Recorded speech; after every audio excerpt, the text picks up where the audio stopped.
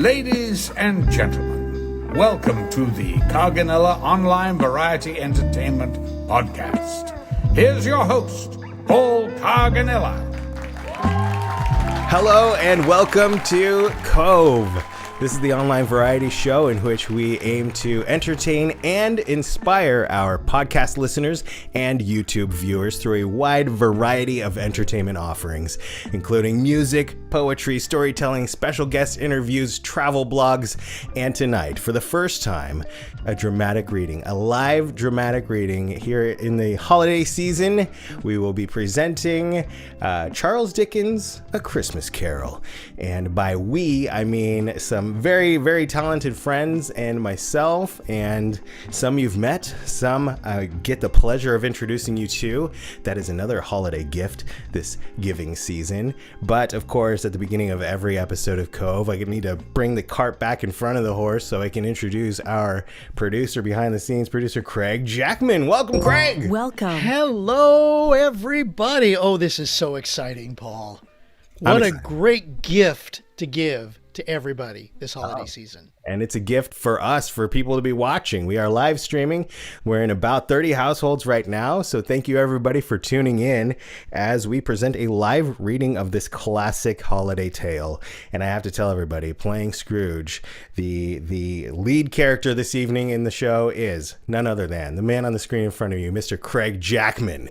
And I'm going to bring in the cast one by one, but starting with friends that any regular COVE podcast listeners already know their voices. Let's start with Amanda Benjamin. Come on in, Amanda. Hi. Hi. She's been on a couple of episodes so far here in our inaugural season of the podcast.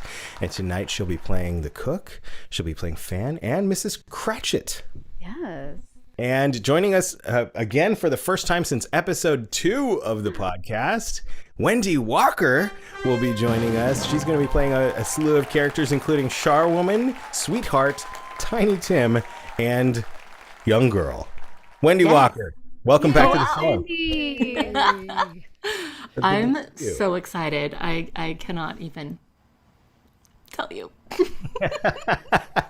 And so am I. So we'll get into it as soon as we can here. I also have to introduce, making their appearances on COVE Podcast for the very first time. First, here's a gentleman that I've been trying to get on. He's released a bunch of original music. We're friends. We go way back. We've done some live stream shows together.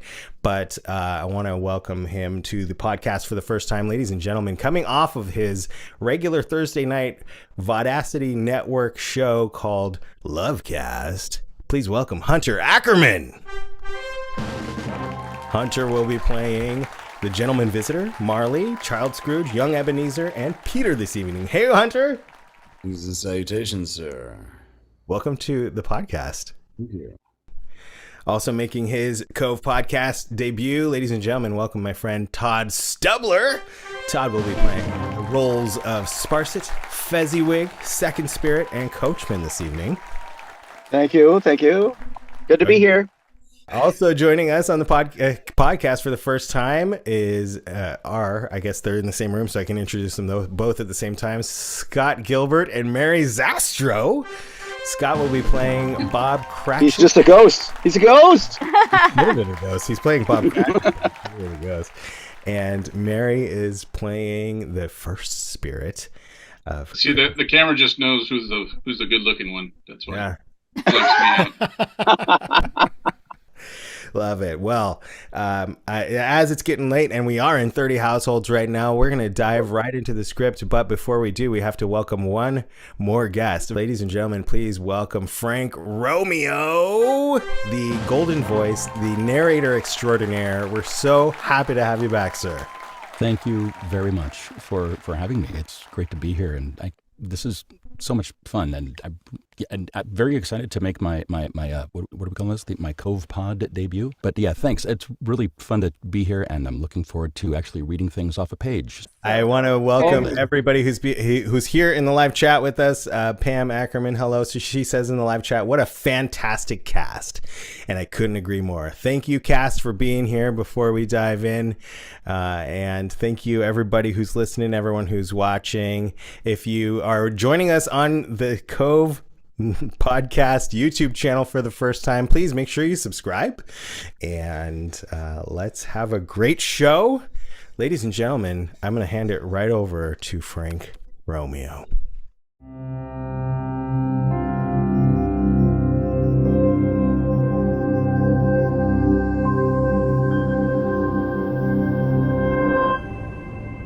A Christmas Carol, written by Charles Dickens, adapted for COVE Podcast by Paul Carganilla. Fade in. Our story begins amid a swirl of street life. Happy groups pass, brightly costumed carolers and families call out to one another as Christmas music fills the air. Inside a nearby shop, Bob Cratchit, a clerk who works in Scrooge's office, enters. He takes some coal from the mound and puts it into a small bucket. The shop's owner, Ebenezer Scrooge, looks up from the work he is currently immersed in. How many lumps was that, Cratchit? 3, Mr. Scrooge, sir. No more? I wouldn't dare, sir. Good. Cratchit strategically places the 3 lumps of coal on the fire and attempts to get them lit. Scrooge's nephew, Fred, enters the shop. Merry Christmas, Uncle! God's blessings upon us all. Bah, humbug. No, we've been over this. Christmas is no humbug, Uncle. It's time for all humans to celebrate, even you. What is it you want? Don't waste all day, nephew. I only want to wish you a Merry Christmas, Uncle.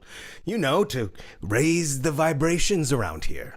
The only thing you're raising is my blood pressure. I love you as family, nephew, but I simply cannot stand for your infectious, poisonous, positive pep talks today. Poisonous, positive pep talks.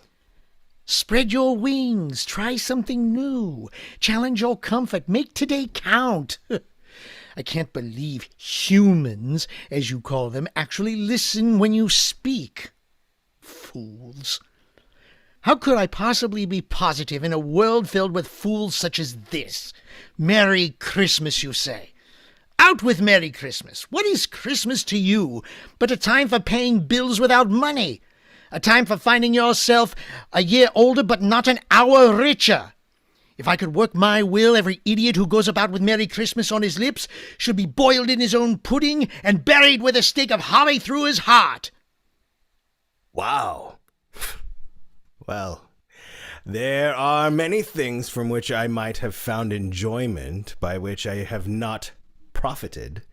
While Christmas has never put a scrap of gold in my pocket, I believe it has done me good, and will do me good, and I say, God bless it. Bah! Don't be so angry, Uncle. Come, dine with my family tomorrow. I'll dine alone, thank you. Why? Why? Let me ask you, why did you get married? Because I fell in love with a wonderful girl? And I fell in love with being alone. Good afternoon. Oh, language, Uncle. You never came to see me before I was married. Why give it as a reason for not coming now? Good afternoon.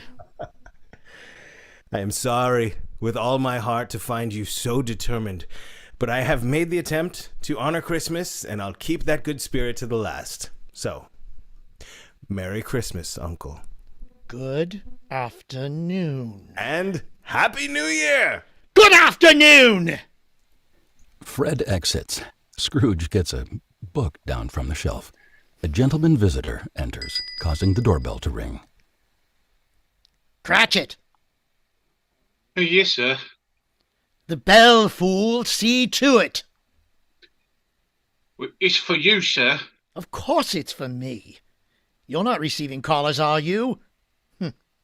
Show them in. Right this way, sir. The gentleman visitor approaches Scrooge. Yes? Yes? Scrooge and Marley's, I believe. Have I the pleasure of addressing Mr. Scrooge or Mr. Marley? Marley's dead. 7 years tonight. What is it you want? I have no doubt that his kindness is well represented by his surviving partner. Here, sir, my card. What is it you want? Well, this time of the year, it was more than usually desirable to make some slight provision for the poor and penniless who suffer greatly from the cold. Many thousands are unhoused and in want of common necessaries, hungry and in want of common comfort, sir. A few of us are hoping to raise funds to buy the poor some meat and drink and means of warmth. We chose this time because it is the time of all others when want is strongly felt and abundance rejoices. May I put you down for something, sir? Nothing. Do you wish to be anonymous? I wish to be left alone. Since you ask me what I wish, sir, that is my answer. I don't make myself merry at Christmas, and I can't afford to make lazy people merry. That is not my affair. My business is. It occupies me constantly. Ask a man to give up life and means? Fine thing. What is it? I want to know. Charity? Damned charity. I see. Okay, then I wish. I wish it. I wish you'd leave. And don't return. The dejected gentleman visitor exits. Latch the door, Cratchit. Firmly. Firmly. Draft as cold as Christmas blowing in here. Yes, sir. Cratchit locks the door and hovers near it awkwardly. Well, to work then. It's evening, sir. Already? Time flies. Christmas evening, sir. Oh. You'll want all day tomorrow off, I suppose? Well, if it's quite convenient, sir. It's not convenient, and it's not fair. If I was to deduct half a crown from your salary for it, you'd think yourself ill-used, wouldn't you? Still you expect me to pay a day's wage for a day of no work? It's only once a year, sir. Be here all the earlier the next morning. I will, sir. Then off! Off! Yes, sir. Merry Christmas, sir. Bah! As soon as Cratchit opens the door, the sound of the streets swell, very bright and loud. Christmas lights and caroler melodies flood Scrooge's office. Cratchit is caught up in a swell of people hurrying down the street. Scrooge pulls the door shut tight, then goes around the room blowing out candles, talking to himself. Carolers, charity, Christmas Eve. Bah! Later, Scrooge returns to his home. White snow flurries cut through the black, black night. As he fumbles to put his key in the door, the face of Jacob Marley, Scrooge's deceased business partner, swims out of the darkness. Scrooge watches. Unable to speak, he fumbles for a match, lights the lantern, and swings it toward the figure, which melts away. Scrooge fits the key in the lock and turns it as the door suddenly is opened from the inside by the porter, Sparsit. Scrooge is startled, then recovers. Sparsit? Yes, sir? Hurry! Hurry, the door! Close it! Did you knock, sir? Knock? What matter? Here, Light me up the stairs. Yes, sir. He lights the way, leading Scrooge up the stairs. The cook passes them gracefully and silently, like a ghost. Scrooge stops, looks back. The cook stops, looks back, attentively. Something to warm you, sir? Porridge? Huh? No, nothing. Cook waits in hopes of a Christmas coin. Merry Christmas, sir. Scrooge, well aware of what she's waiting for, resumes his climb up the stairs. Your room, sir. Huh? Oh, yes, sir. And good night. Sparsit extends his hand for his Christmas coin. Merry Christmas, sir. Scrooge sees the outstretched hand. He knows what Sparsit wants and is infuriated. Out! Out! He closes the door after Sparsit, turns toward his chamber, and discovers the charwoman, a woman hired to do cleaning, directly behind him. Warm your bed, sir. What? Now, out! Out! Aye, sir. She exits. Silence. In a quiet moment alone, Scrooge senses a far-off voice calling to him.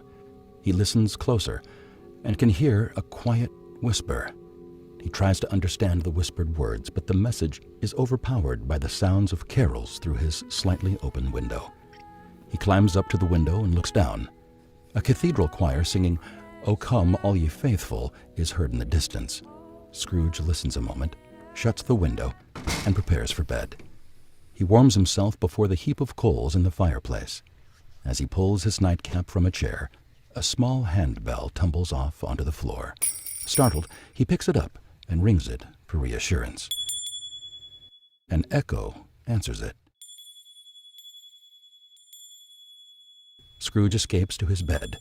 The bell sounds grow to a din, incoherent as in a dream, then suddenly fall silent. Scrooge sits up in bed, listens, hears the sounds of chains coming up the stairs. Scrooge reaches for the bell pull to summon Sparsit. The bell responds with a gong, and Marley appears. He and Scrooge face one another. What do you want with me? Much. Who are you? Ask who I was. Who were you? In life, I was your partner, Jacob Marley. He's dead. 7 years this night, Ebenezer Scrooge.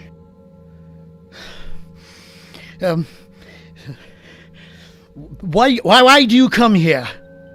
I must. It has commanded me. I must wander the world and see what I can no longer share. What I would not share when I walked where you do now. And must go thus? Jane, look at it, Ebenezer. Study it. Locks and vaults and golden coins, I forged it. Each link, every day when I sat in these chairs, commanded these rooms. Greed, Ebenezer Scrooge, wealth. Feel them. Know them. Yours was as heavy as this I wear 7 years ago, and you have labored to build it since. Well, if you're here to lecture, I have no time for it. It is late, the night is cold, and I want comfort now.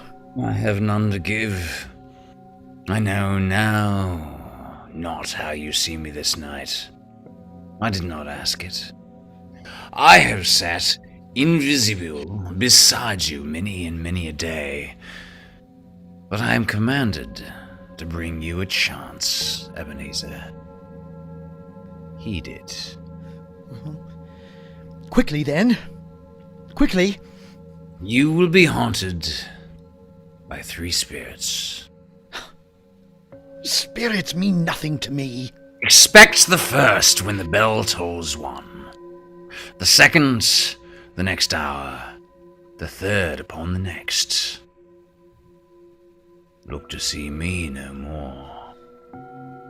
I must wander. Jacob? Jacob, don't leave me.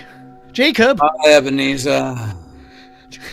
Jacob, don't leave me! At Marley's last words, he fades from view. Alone, cold, suddenly very off-put, Scrooge draws his bed curtains shut. The clock strikes. 1. I'm vexed. I'm stressed. The humbug of Christmas is driving me mad. No. None of it is real, Ebenezer. None of it. Here, I'll show you. Scrooge throws open his bed curtain and screams like a girl. Standing before Scrooge in his bedroom is a figure dressed to look like a little girl's doll. Wow, those are some pipes. If I wasn't already dead, I might have had an accident. Are you the spirit whose coming was foretold to me? I am. Who and what are you? I am the ghost of Christmas past. Why are you here? Your welfare. Rise, fly with me. I am mortal still. I cannot pass through air. My hand. Scrooge grasps the spirit's hand tightly, and the doll's bell rings softly. Scrooge remembers a scene from his past in which 2 boys greet each other in the street. They say farewell to each other fondly and go separate ways. Yes, I remember them. Both of them. Little Jack Walton and Ben Benjamin. They're off for the holidays and going from school. Well, it's Christmas time. All of the children off home now. Well, no. No, not at all. There was one. The spirit motions for Scrooge to turn, and he sees a young boy reading a book and talking to his teddy bear. This is Child Scrooge.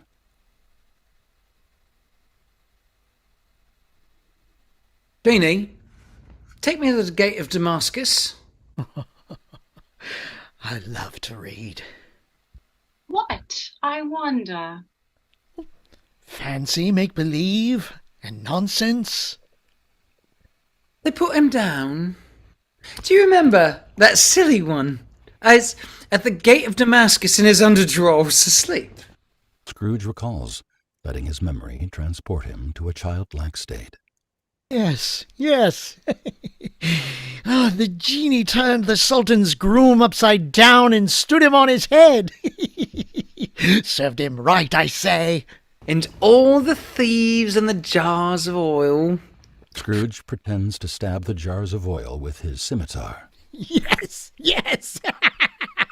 And running them through this and this and this for each of you. Yes. I remember Robinson Crusoe. And the parrot. Yes, the parrot. I love him best. With his stripy green body and yellow tail drooping along, and a thing like lettuce growing at the top of his head.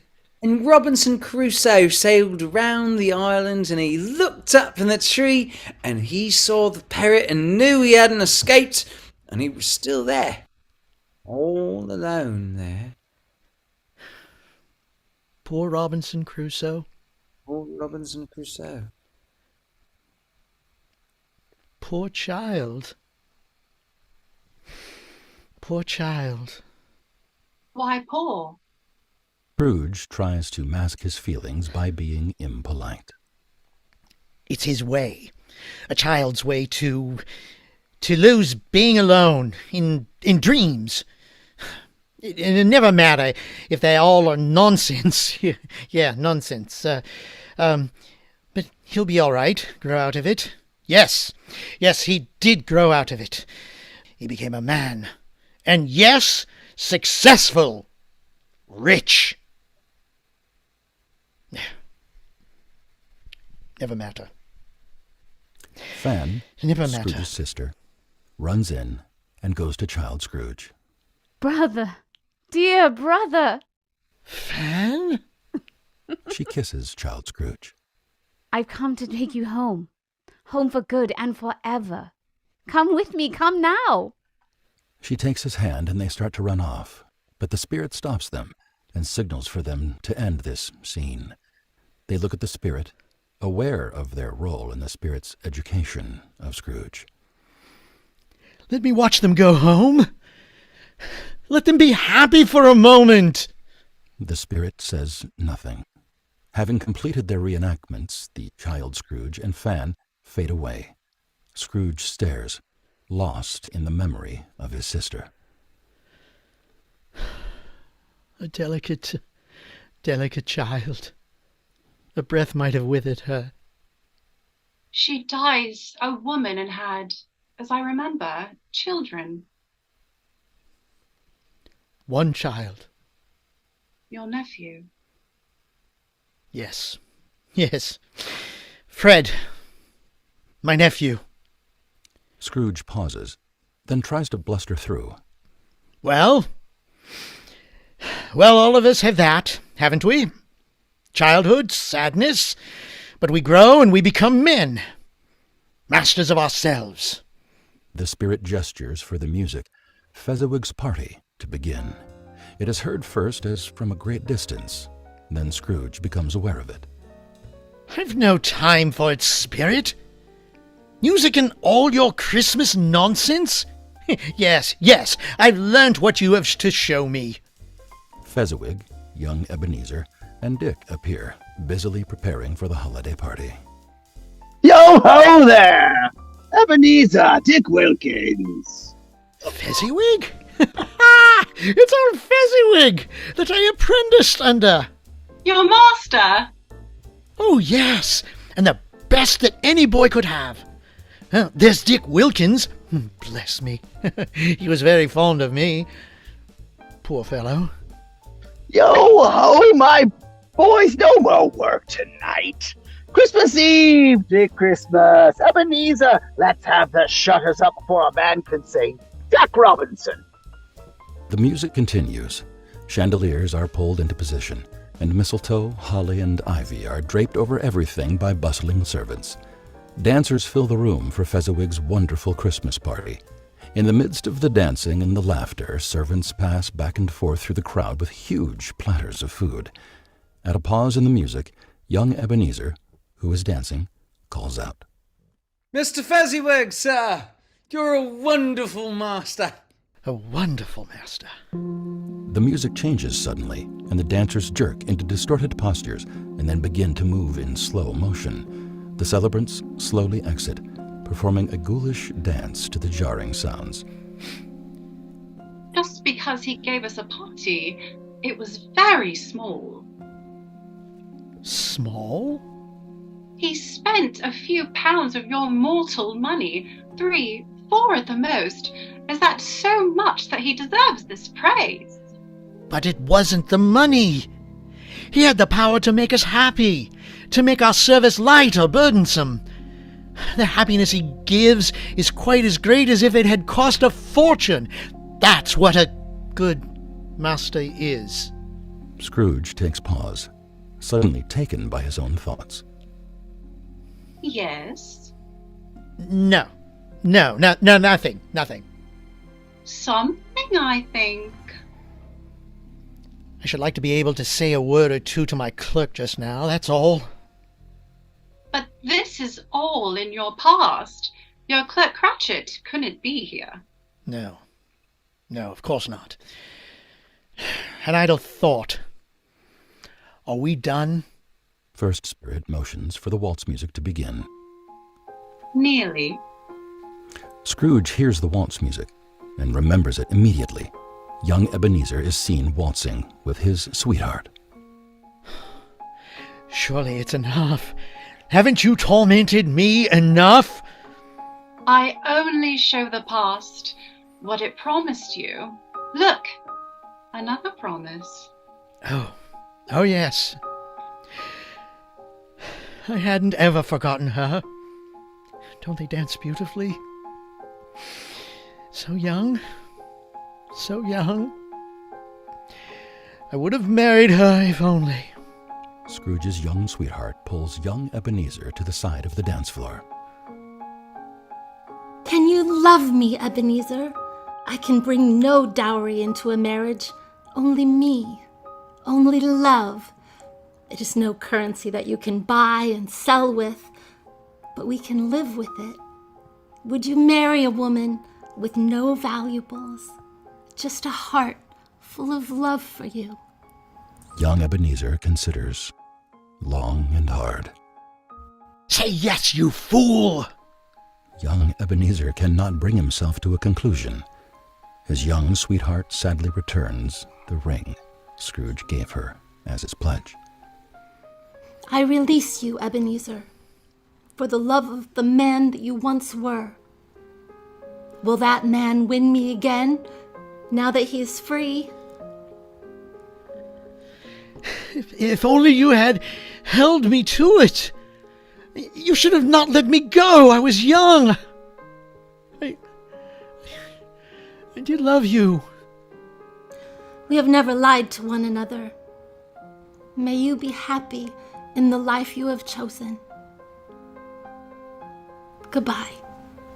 She runs out. Young Ebenezer slowly exits. No.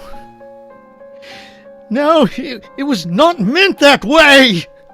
You cannot change now what you would not change then. I am your mistakes, Ebenezer Scrooge. All of the things you could have done and did not. Then leave me. I have done with them. I shall live with them as I have, as I do, as I will. There is another Christmas, 7 years ago, when Marley died. No, I will not see it. I will not. He dies. I could not prevent it. I did not choose for him to die on Christmas Eve. And when was his day chosen? What did you do then? I looked after his affairs. His business. Yes, his business, mine. It was all I had, all that I could do in this world. I have nothing to do with the world to come after. Then I will leave you. No, not yet. Don't leave me here. Tell me what I must do. What of the other spirits? They will come. And you? What of you? Though you may not see me with your eyes, I am always with you. He fades from view. Scrooge numbly heads to bed, climbs under the sheets, and draws his bed curtain. The clock strikes. 2. A light comes on.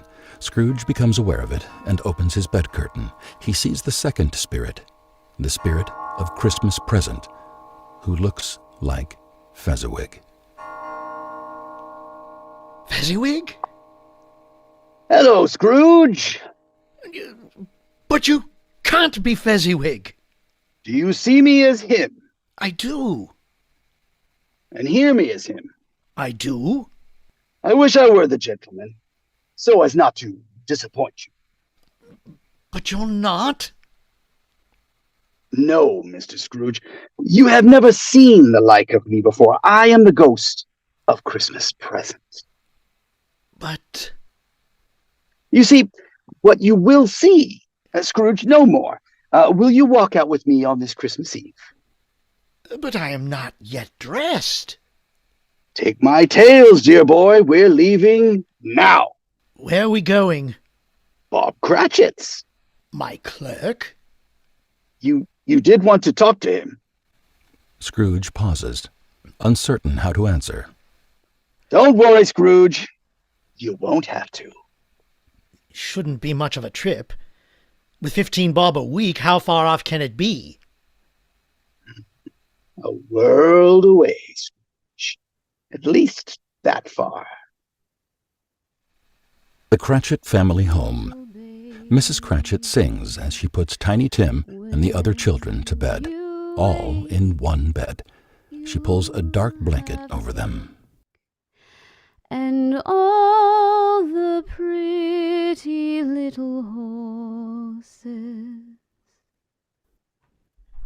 Now, go to sleep, all of you. Christmas tomorrow. She kisses them and goes to Bob Cratchit, who is by the hearth. Now, how did our tiny little Tim behave? As good as gold and better. He told me, coming home, that he hoped the people saw him in the church, because he was a cripple, and it might be pleasant for them to remember upon Christmas Day who made the lame to walk and the blind to see. He's a good boy. The second spirit and Scrooge enter. Mrs. Cratchit feels a sudden draught. Oh, the wind! She gets up to shut the door. Hurry! The spirit nudges Scrooge in before Mrs. C. shuts the door. Hardly hospitable is what I'd say. They can't see us, Scrooge. We're here to listen. Bob Cratchit raises a glass to toast with his wife. My dear, I toast to Mr. Scrooge, the founder of the feast. Founder of the feast, indeed. I wish I'd had him here. I'd give him a piece of my mind, and I hope he'd have a good appetite for it, too. My dear, Christmas Eve. It should be Christmas Eve, I'm sure, when one drinks to the health of such an odious, stingy, hard, unfeeling man as Mr. Scrooge. You know he is Robert. Nobody knows it better than you. Poor dear. I only know one thing on Christmas. That one must be charitable. I'll drink to his health for your sake and for the day's, but not for his. Long life to him. A Merry Christmas and a Happy New Year. He'll be very merry and very happy, I have no doubt. Well, if he cannot be, we must be happy for him. A song is what's needed, Tim. Shh! I've just gotten the children to sleep, and Tiny Tim now needs all the sleep he can get. If he's asleep on Christmas Eve, I'll be much mistaken. Tim, he must sing, dear. There is nothing else that might make him well. I'm awake just a little bit. A song, then. The children awaken and, led by Tiny Tim, sit up to sing What Child Is This? As they sing, Scrooge speaks. Spirit? Tim! He's ghostly pale and gaunt. Is he all right? No, Scrooge. He's been very ill for some time. I wish Bob had told me. He has, several times. Just because you hear someone speak does not mean you're listening. Spirit, stop this! The spirit holds up his hand. All children stop singing and look at him.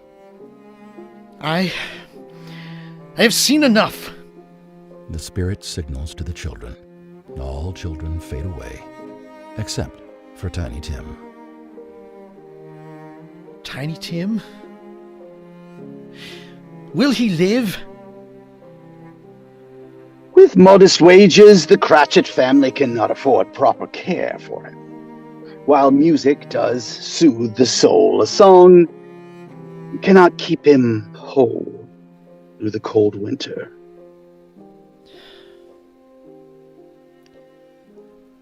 I'm sorry I didn't listen, Bob. Every day he has worked with you has been an opportunity to help the Cratchits. I wish you would have. In shame, Scrooge turns away. It may be that in the sight of heaven you are more worthless and less fit to live than millions like this poor child.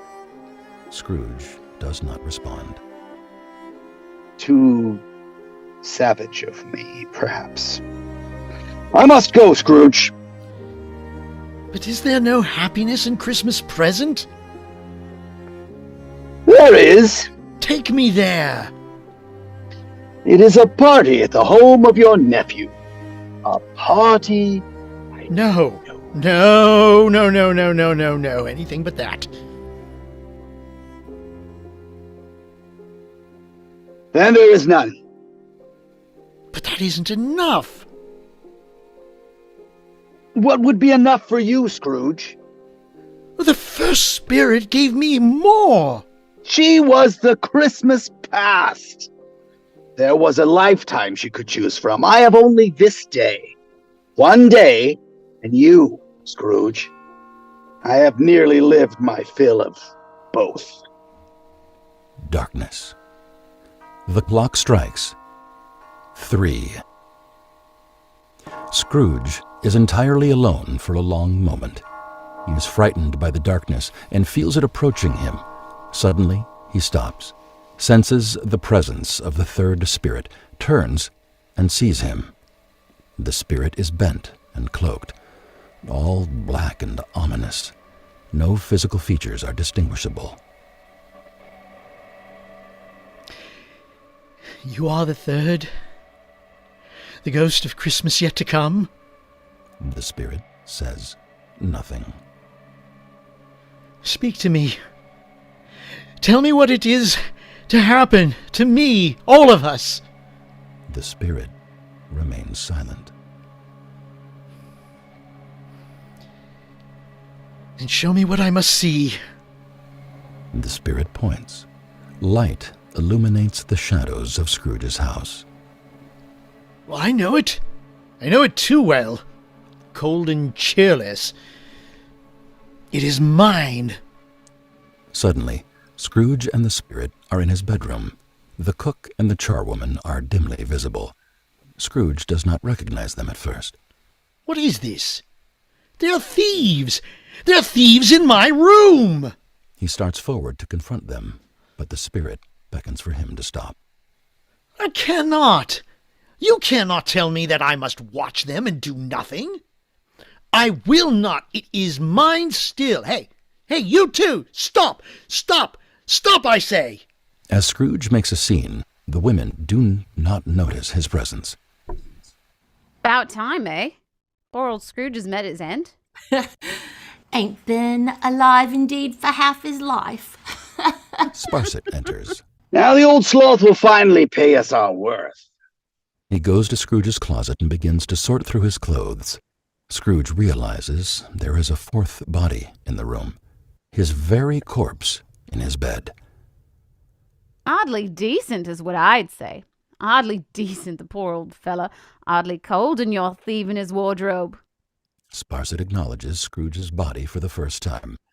The three gaze upon it. He looks more peaceful than I've ever seen him. Oh, he's finally seen the light. I bet he went the other way. Right. He'd likely find more peace in hell than in heaven. The ladies agree. Shall we take turns at the lock? The three of them grin and advance on Scrooge. The cook snatches the cufflinks from his shirt.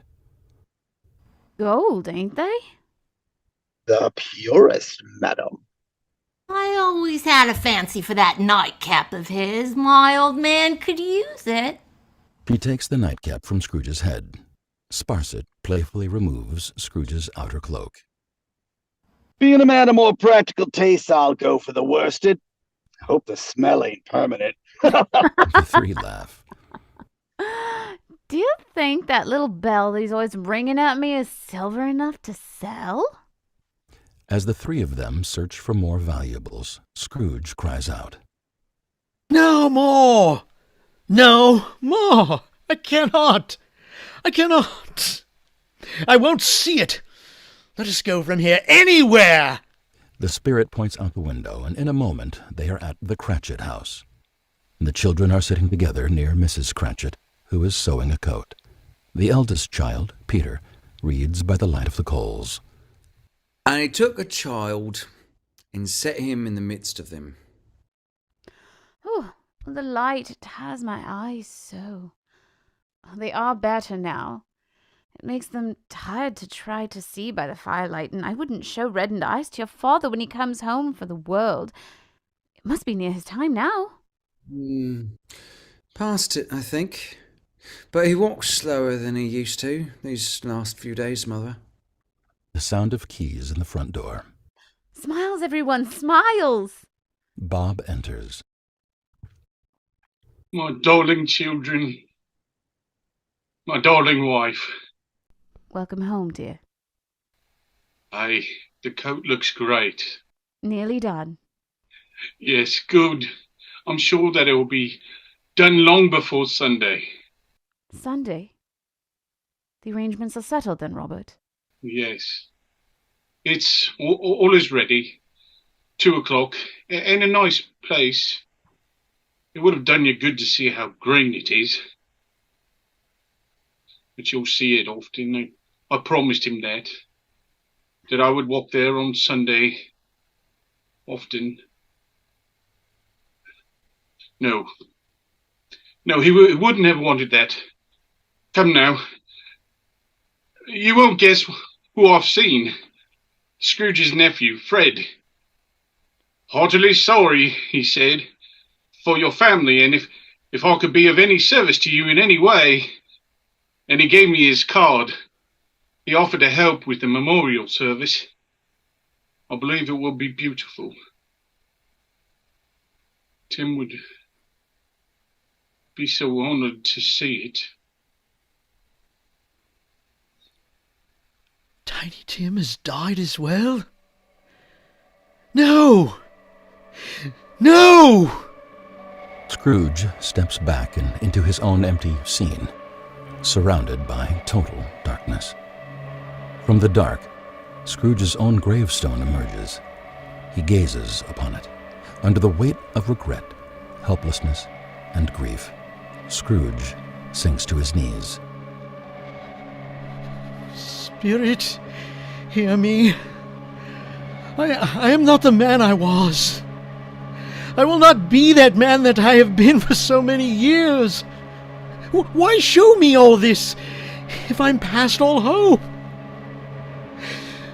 Assure me that I may yet change these shadows you have shown me. Let the boy live. I will honor Christmas in my heart and try to keep it all the year. I will in the past, the present, and the future. The spirits of all three shall strive within me. I shall not shut out all the lessons they teach. Oh, tell me that I am not too late. Blackout. Then, brightness. Scrooge is in bed. He wakes and looks around.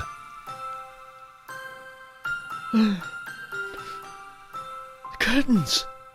They're mine, and they're real. They're not sold. They're here. I'm here. The shadows to come may be dispelled. They will be. I know they will be. He dresses himself hurriedly. I don't know what to do. I'm as light as a feather. Merry as a boy again. Oh, Merry Christmas. Merry Christmas. A Happy New Year to all the world. Hello there.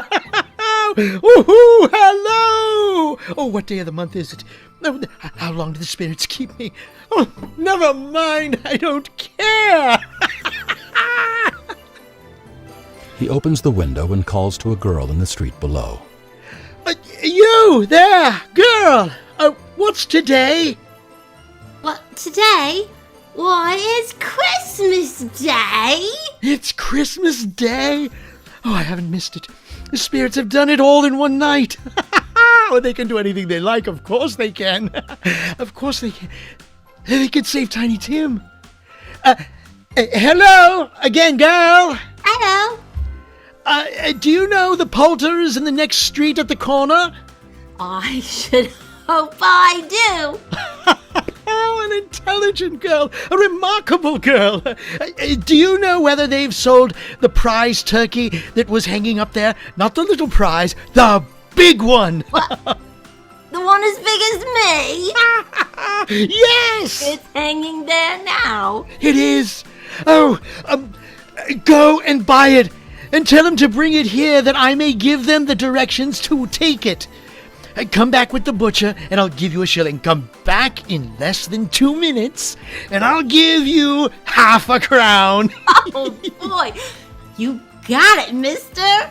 The girl runs off. I'll send it to Bob Cratchit's. He shan't know who sends it. It's twice the size of Tiny Tim, and it's such a good Christmas dinner it will make.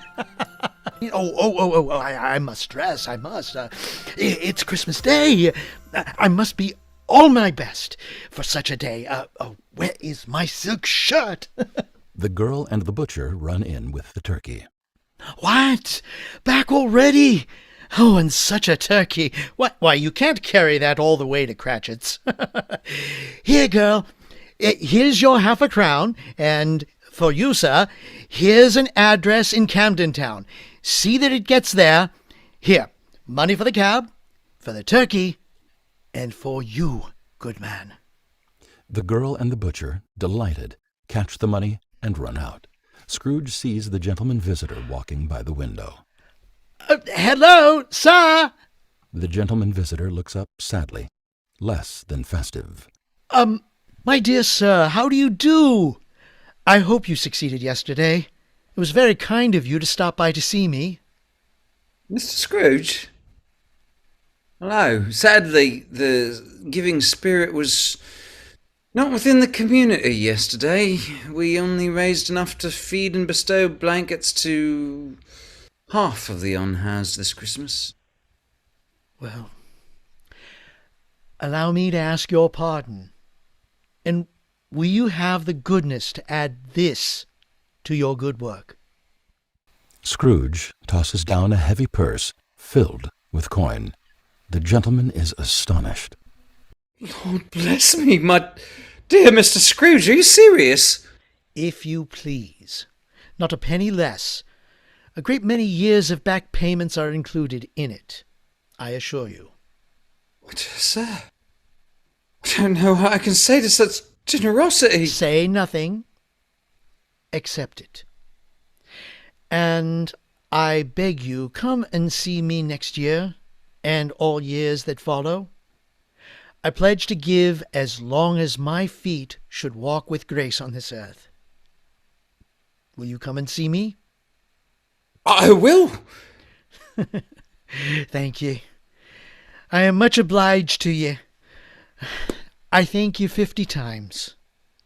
God bless you, and Merry Christmas! Merry Christmas to you, sir! Scrooge runs downstairs, out of his house, and onto the street. Now, which is the way to that nephew's house? Taxi! Taxi! A nearby coachman readies his steed. Scrooge hands him a card. Can you show me the way to the home of my dear nephew, Fred? I can, sir. Good man! Let us go to Christmas! The horse pulls the coach away, down the lane. Scrooge sings Joy to the World all the way to Fred's house. Upon arrival, the coachman brings the carriage to a stop. Scrooge climbs out and pays him. Thank you, sir. Your singing is very good, sir. Do you mean that honestly? No, sir. In jest. Let's have a loud belly laugh. Oh, good one. You are very funny. I wasn't joking. I know. That's hilarious. Scrooge enters Fred's home. It is filled with lively music, decorations, merriment, and guests. Through the crowd, Fred sees his uncle. He makes his way to him.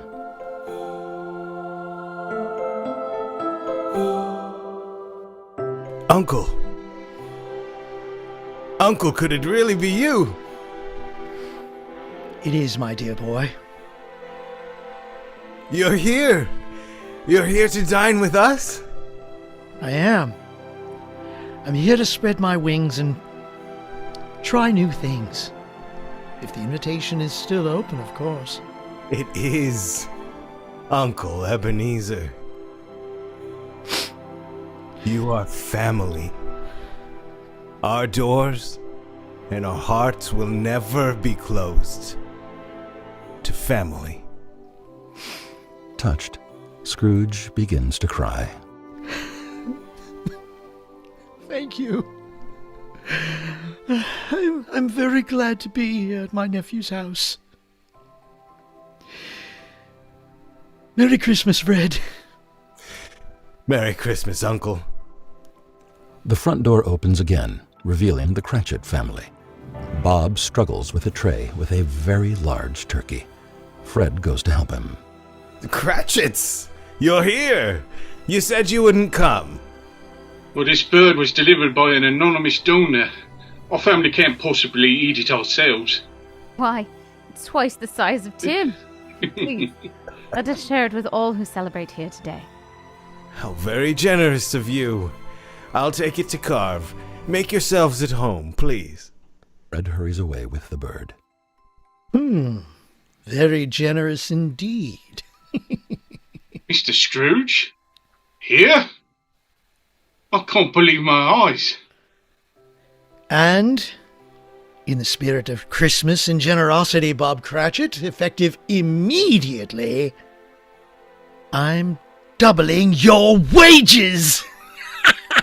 What? I can't believe it. And please, take the rest of the year's paid vacation. Spend time with your beautiful family. A Christmas miracle. The kids cheer. Mrs. Cratchit bursts into tears. Tiny Tim tugs on Scrooge's pant leg. Scrooge kneels down to meet him. Yes, my boy?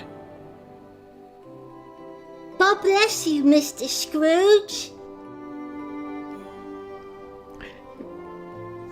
God bless you, Tiny Tim. Merry Christmas. Merry Christmas. All attendees of the party who have been watching the exchange chime in.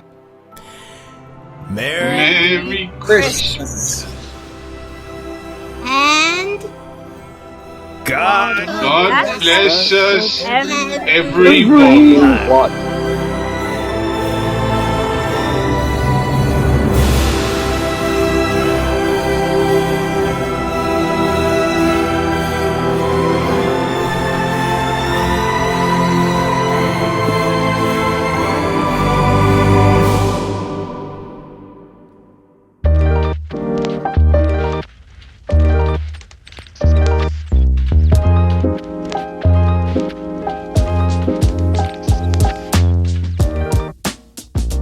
Added some music and sound effects to the produced version of this that you're hearing on the audio podcast, but this was actually recorded from a live performance through Zoom on our YouTube channel. We did it December 7th, and you can find our YouTube channel at COVEtube.com, and I hope you will subscribe. I want to thank our cast again: Hunter Ackerman, Amanda Benjamin, Scott Gilbert, Craig Jackman, Frank Romeo, Todd Stubbler, Wendy Walker, and Mary ZASTROW.